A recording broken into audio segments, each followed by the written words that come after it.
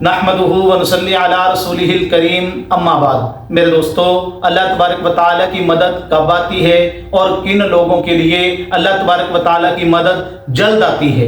دیکھیں، جو بھی اللہ تبارک و تعالیٰ سے مانگتے ہیں اللہ تبارک و تعالیٰ اس کی دعا کو ضرور قبول فرماتے ہیں، لیکن کچھ ایسے بھی خوش نصیب لوگ ہوتے ہیں جب وہ اللہ تبارک و تعالیٰ کے سامنے دعا کے لیے ہاتھ اٹھاتے ہیں اللہ ان کے ہاتھوں کو کبھی خالی نہیں لوٹاتے، اللہ ان کی دعاؤں کو ضرور قبول فرماتے ہیں۔ وہ خوش نصیب لوگ کون سے ہیں میں آپ کو بتلاتا ہوں، میری بات کو پوری توجہ سے سنیں۔ رسول اللہ صلی اللہ علیہ وسلم نے صحابہ کرام کو ایک واقعہ سنایا۔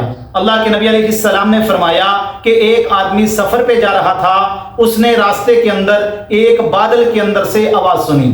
آواز یہ تھی کہ کوئی کہنے والا یہ کہہ رہا تھا کہ فلاں بندے کے کھیت کو پانی دو۔ اب یہ بندہ بڑا حیران ہوا کہ بادل کے اندر سے آواز آ رہی ہے اور ایک بندے کا نام لیا جا رہا ہے۔ اب یہ اس بادل کے پیچھے پیچھے ہو لیا، اس نے دیکھا کہ وہ بادل ایک پہاڑی پہ جا کے برسا اور اس کے بعد وہ سارا کا سارا پانی ایک ندی میں جمع ہو گیا۔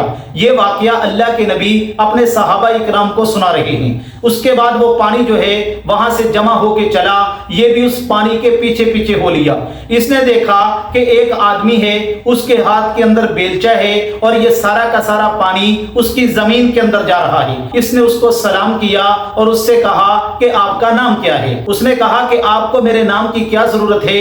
اس نے کہا دیکھو آپ مجھے بتاؤ کہ آپ کا نام کیا ہے؟ اس نے اپنا نام بتلایا۔ اس نے کہا کہ اس بادل کے اندر سے میں نے آپ کے بارے میں یہ آواز سنی کہ کوئی کہنے والا کہہ رہا ہے فلاں بندے کے کھیت کو پانی دو۔ تو آپ کون سا ایسا عمل کرتے ہیں کہ جس عمل کی برکت سے اللہ تبارک و تعالیٰ اس بادل کو آپ کے کھیت میں پانی برسانے کے لیے بھیج رہے ہیں؟ تو وہ کون سی آپ کی ایسی ادا ہے جو اللہ کو پسند آ گئی ہے؟ اس نے کہا دیکھو میرا معمول یہ ہے جب میری فصل پک جاتی ہے تو میں اس فصل کے 3 حصے کرتا ہوں۔ ایک حصہ اپنے بچوں کے لیے رکھ لیتا ہوں اور ایک حصہ فصل کا اسی کاشتکاری پہ لگا دیتا ہوں، اور جو تیسرا حصہ ہے وہ مسکینوں، غریبوں، یتیموں کے لیے رکھ لیتا ہوں، ان میں تقسیم کرتا ہوں۔ اس نے کہا آپ کی یہی وہ ادا ہے جو اللہ کو پسند آ گئی ہے۔ میرے دوستو، جس فصل سے یتیموں کا، غریبوں کا، مسکینوں کا حصہ جاتا تھا اس فصل کی حفاظت اللہ فرما رہے ہیں۔ اللہ تبارک و تعالیٰ کی طرف سے حکم ہے کہ یہ فصل اجڑنے نہ پائے، یہ فصل سوکھنے نہ پائے، اس فصل کو ہرا بھرا رکھنا ہے، کیونکہ اس فصل سے یتیموں، غریبوں، مسکینوں کی روٹی کا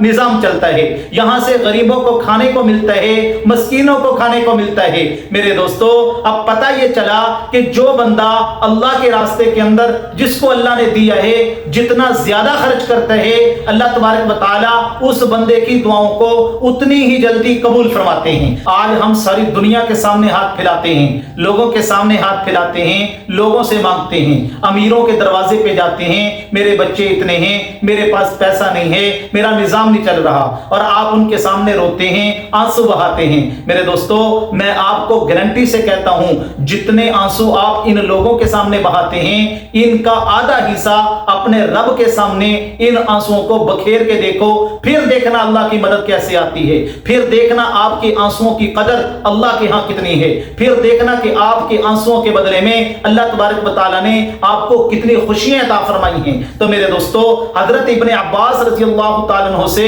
اللہ کے نبی نے یہی فرمایا تھا، فرمایا ابن عباس ایک بات میری غور سے سن لو، اگر ساری دنیا مل کے تمہیں نفع پہنچانا چاہے لیکن میرا اللہ تمہیں نفع نہ پہنچانا چاہے، ساری دنیا مل کے تمہیں نفع نہیں پہنچا سکتی۔ اگر ساری دنیا مل کے تجھے نقصان پہنچانا چاہے لیکن میرا اللہ تمہیں نقصان نہ پہنچانا چاہے، ساری دنیا مل کے تمہیں نقصان نہیں پہنچا سکتی۔ بعض لوگ ہوتے ہیں وہ فیصلہ نہیں کر پاتے، کیا کروں گا، کیسے ہوگا، اگر یہ کر لیا تو یہ نہ ہو جائے، نقصان نہ ہو جائے۔ نہیں میرے دوستو، اللہ کے اوپر بھروسہ کر لو۔ اگر کوئی کام آپ نے کرنا ہے بس یہ دیکھو اس کے اندر کوئی شریعت کا حکم تو نہیں ٹوٹ رہا، اللہ کا حکم تو نہیں ٹوٹ رہا، رسول اللہ صلی اللہ علیہ وسلم کا کوئی طریقہ تو نہیں چھوٹ رہا، کیا یہ کام شریعت اسلام میں جائز ہے؟